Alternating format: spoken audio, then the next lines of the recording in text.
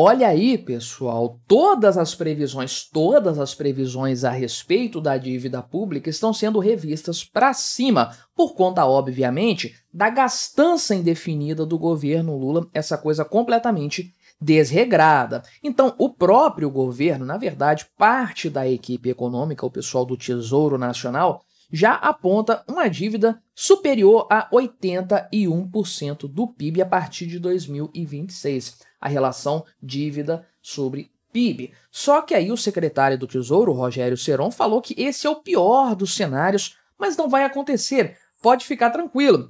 Só que não é assim que pensa a IFI, que é a Instituição Fiscal Independente do Senado, que já cravou que sim, a dívida vai subir até 80%, em pouco tempo, né? Na verdade, aí, pode ser aí que em 2026 já chegue nesse patamar, sim, a coisa desande por completo daí em diante. Só que tem gente que pensa ainda pior. Análise aqui da Genial Investimentos, mercado financeiro, cravando que, a expectativa deles, cravando que em 2026 a dívida vai atingir 85,7% do PIB.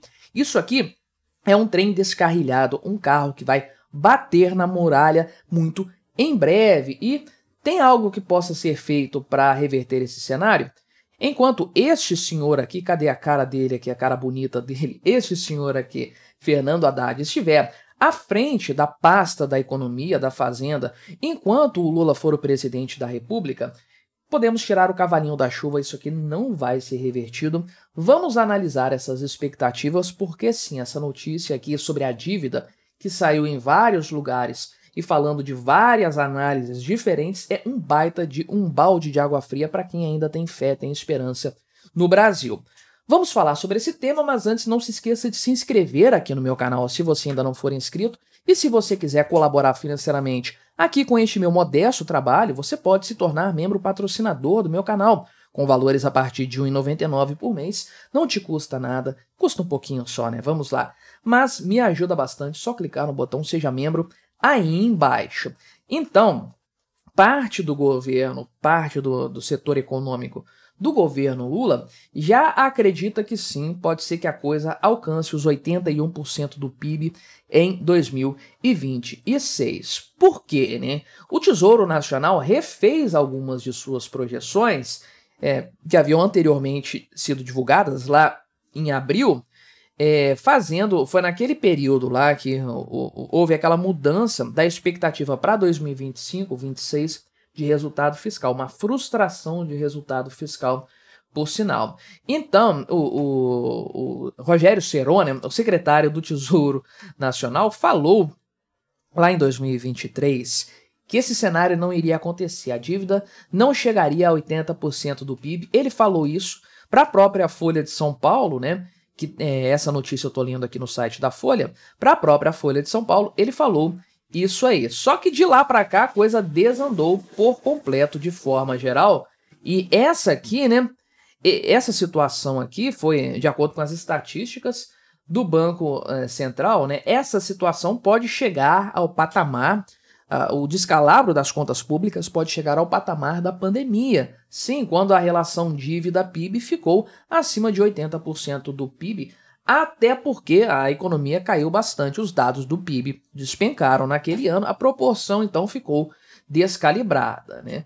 E aqui é claro, né, que o pessoal coloca um pouquinho de culpa aqui no Bolsonaro, porque isso aí elevou a dívida, mas não dá para negar o fato de que a culpa maior é do governo Lula. Simples assim, um monte de despesas obrigatórias foram elevadas pelo governo e o Lula partiu para o tapetão do STF. Aí que a coisa desandou por completo. Vamos lá. Eu já sabia, você já sabia, que essa questão fiscal seria uma tragédia no governo Lula. Ele já tinha esse comprometimento, esse desejo do fundo do coração de gastar mais. A gente já sabia. Algumas pessoas do mercado financeiro, ou grande parte do mercado financeiro, o próprio pessoal da grande mídia, essa turma acreditava que não, que vai ter um equilíbrio, o governo vai fazer um novo modelo fiscal e etc, etc. Uma tragédia completa que hoje nós já percebemos na prática. Agora, o que realmente jogou a última pá de cal em cima das esperanças em relação ao governo Lula, de todo mundo que está envolvido com o mercado financeiro, áreas econômicas, ó a moto atrapalhando meu vídeo aí como sempre, né? Os motoqueiros folgados. Mas a última pá de cal foi justamente a apelação junto ao STF. Ah, não, foi o STF que determinou por conta própria. Caramba, todo mundo sabe que isso é negociado. A apelação para excluir vários gastos do resultado fiscal, pelo menos da meta, do cumprimento da meta. Ou seja, o governo vai gastar dinheiro nesses setores sem que isso comprometa o resultado fiscal, sem que o governo seja responsabilizado por isso. Beleza, para o Lula é ótimo, mas para a dívida isso não faz diferença. A dívida vai continuar subindo de forma indefinida porque os gastos seguem crescendo, né? Então, o pessoal aqui apresentou uma estimativa aqui na proposta de orçamento, e aí são 2.700 páginas, um caos completo aí. E olha só o que consta nesse documento. O pessoal não falou muito isso, mas a Folha de São Paulo fez um trabalho bom aqui, né? De garimpar a informação e trazer que essa dívida, que está em 74% do PIB, estava, né, no final de 2023, vai saltar para 81,6% em 2026, vai saltar para 81,8% em 2027 e vai recuar no ano seguinte. Gostaria de saber o que vai fazer essa dívida recuar nesse período, porque, caramba, é óbvio que o gasto de 2027 para 2028 vai crescer.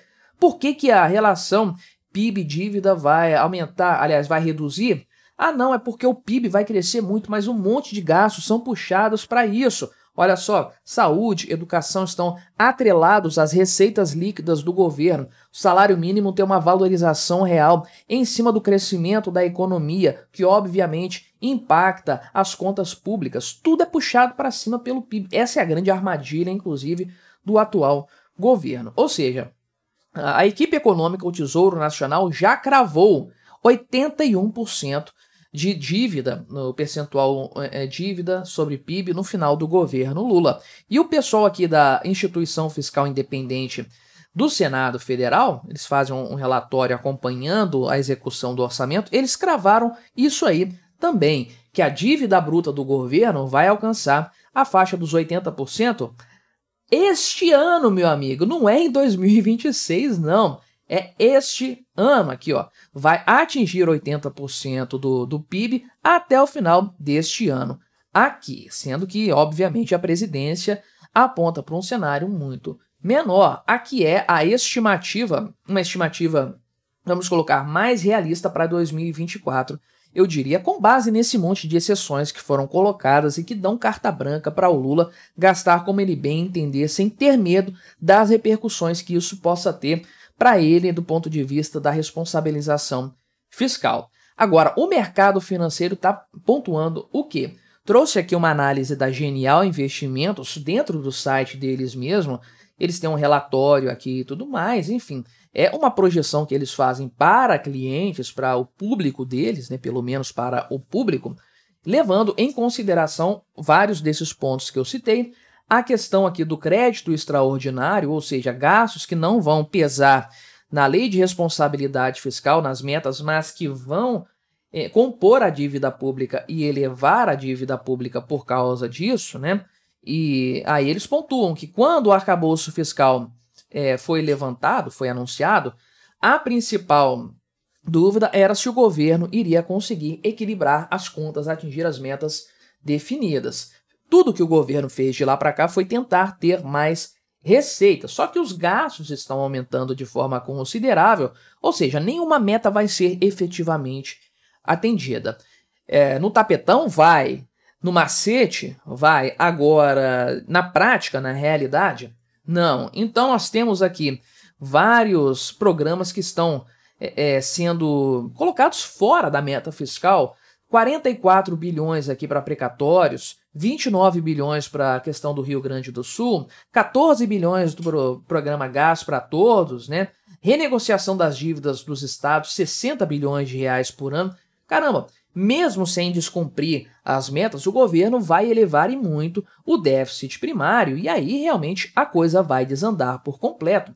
E é por isso que eles já cravam aqui, ó, a dívida pública vai atingir 85,7% do PIB em 2026, mesmo sem as exceções que já foram definidas e as que ainda virão no futuro, porque sim, nós sabemos que mais exceções vão acontecer. Uma vez que o STF toma uma decisão, aceita alguma coisa, impõe alguma coisa, isso se torna a norma, se torna a regra daí em diante. E eles dizem que não há, ao contrário do que o relatório lá da própria Fazenda pontuou, né, do Tesouro Nacional, não há expectativa de estabilização no horizonte relevante. O horizonte relevante são alguns anos na frente, até onde vale a pena considerar. Ninguém faz projeções econômicas para daqui a 50 anos, 100 anos, porque aí já é irrelevante do ponto de vista disso aí. A partir, então, né, dessa questão, eles trazem aqui todas as repercussões na taxa de câmbio, na taxa de juros, na inflação e tudo mais, e encerram essa análise aqui com a provocação que dá título ao artigo: para quê, né? Para que servem mesmo as metas fiscais? É uma boa pergunta, porque realmente nem o governo acredita nas próprias metas que ele estabelece e não está nem aí para cumpri-las. O resultado é isso aqui, um país pobre com uma dívida de país rico. Mas me diga aí o que você achou dessa minha análise, colabore com o nosso debate, se inscreva no meu canal se você ainda não for inscrito e até a próxima.